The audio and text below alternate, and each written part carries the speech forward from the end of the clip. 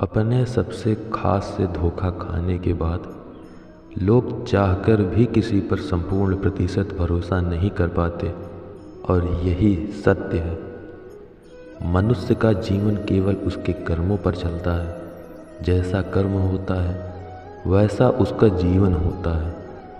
भगवान श्री कृष्ण कहते हैं कि हमें किसी से भी अंधा प्यार नहीं करना चाहिए।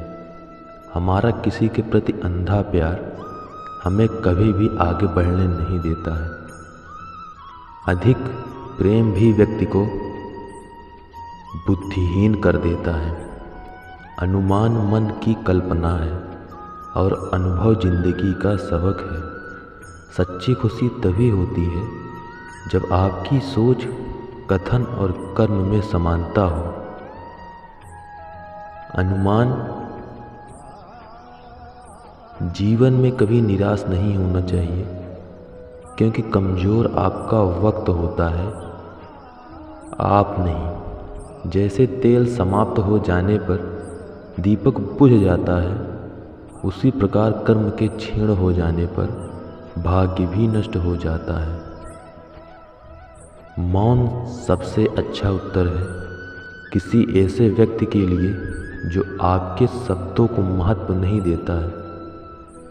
मनुष्य जन्म लेता है तो उसके पास सांसें तो होती हैं, पर कोई नाम नहीं होता।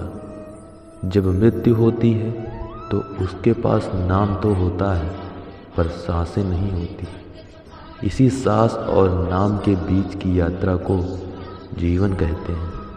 ना किसी के अभाव में जियो, ना किसी के प्रभाव में जियो। यही जिंदगी है, आपकी अपने स्वभाव में जियो।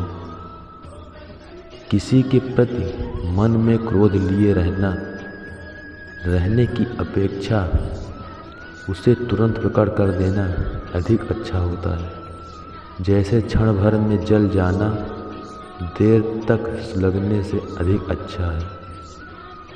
इंसान चाहे जितना भी खुद को व्यस्त रख ले, जिससे वो प्रेम करता है उसकी यादों से बच नहीं सकता। समय कभी नहीं रुकता। आज यदि बुरा चल रहा है तो कल अवश्य अच्छा आएगा। आप केवल निस्वार्थ भाव से कर्म कीजिए और वही आपके हाथ में है। हमारी आस्था की परीक्षा तब होती है जब हम जो चाहें वो ना मिले और फिर भी हमारे दिल से प्रभु के लिए शुक्रिया ही निकले। दया होनी चाहिए, कमजोरी नहीं, ज्ञान होना चाहिए, अहंकार नहीं। माता पिता बनना अत्यंत सुखद अनुभव है। उत्साह से जीवन जीना और स्वयं पर महारत हासिल करना खुशी देता है। जिस व्यक्ति की विचार मैले हैं, जो लापरवाह है और धोखे से भरा हुआ है, वह कभी सुख प्राप्त नहीं कर सकता। कोई कुछ भी बोला, स्वयं को शांत रखो। धूप कितनी ही तेज हो, समुद्र सूखा नहीं करते। मन की गतिविधियों, होश, श्वास और भावनाओं के माध्यम से भगवान की शक्ति सदा तुम्हारे साथ है और तुम्हें बस लगातार एक साधन की तरह प्रयोग कर सके सभी कार्य कर रही हैं।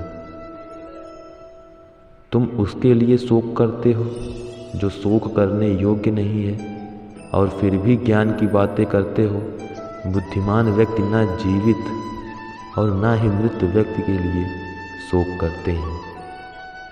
तुम अपनी पीड़ा के लिए संसार को दोष मत दो। अपने मन को समझाओ, तुम्हारे मन का परिवर्तन ही तुम्हारे दुखों का अंत है। अगर तुम अपना कल्याण करना चाहते हो तो सभी तरह के उपदेशों, सभी धर्मों को छोड़कर मेरी शरण में आ जाओ। मैं तुम्हें मुक्ति प्रदान करूँगा। सुख दुख का आना जाना सर्दी गर्मी के आने जाने जैसा ही है, इसलिए इन्हें सहन करना सीखना ही उचित है। धर्म चाहे जो भी हो, अच्छे इंसान बनो। हिसाब हमारे कर्म का होगा, धर्म का नहीं। बुरा वक्त आपको ज़िंदगी के उन सच से सामना करवाता है जिनका आपने अपने अच्छे वक्त में कभी ख्याल भी नहीं किया होता है। किसी दूसरे के जीवन के साथ पूर्ण रूप से जीने से अच्छा है कि हम अपने समय के भाग्य के अनुसार अपूर्ण जिएं। जीवन को भगवान से जोड़ दो, सब भगवान पर छोड़ दो। शांत रहना सही है, पर जब गलत हो तब नहीं। वाणी और पानी में दोनों में छवि नज़र आती है। पानी स्वच्छ हो तो चित्र नज़र आता है और वाणी मधुर हो तो चरित्र नज़र आता है। खुशियाँ मन की एक स्थिति है, बाहरी दुनिया से इसका कोई लेना देना नहीं है। जीवन न कल में है और न आज में है, जीवन इस पल में है, इस पल का ही अनुभव ही जीवन है। हम दुनिया से कभी शांति नहीं पा सकते जब तक हम खुद से अंदर से शांत ना हों। मनुष्यों को मोह माया में पड़कर अपने कर्तव्य को नहीं भूलना चाहिए। मनुष्य की इच्छाएं अनंत हैं। यदि इच्छाएं पूरी नहीं होती तो क्रोध बढ़ता है और इच्छाएं पूरी होती है तो लोभ बढ़ता है। इसलिए जीवन की हर स्थिति में धैर्य बनाए रखें तथा इच्छाएं सीमित रखें। अगर तुम अपना कल्याण चाहते हो तो सभी उपदेशों, सभी धर्मों को छोड़कर मेरी शरण में आ जाओ। मैं तुम्हें मुक्ति प्रदान करूँगा। कर्मयोगी अपने मन और बुद्धि की शुद्धि के लिए ही अपने शरीर, मन, बुद्धि और इंद्रियों के साथ आसक्ति रहित होकर कर्म करते हैं। लोग कहते हैं अपनों के आगे झुक जाना चाहिए, किंतु सच बात तो यह है जो अपने होते हैं वो कभी झुकने नहीं देते।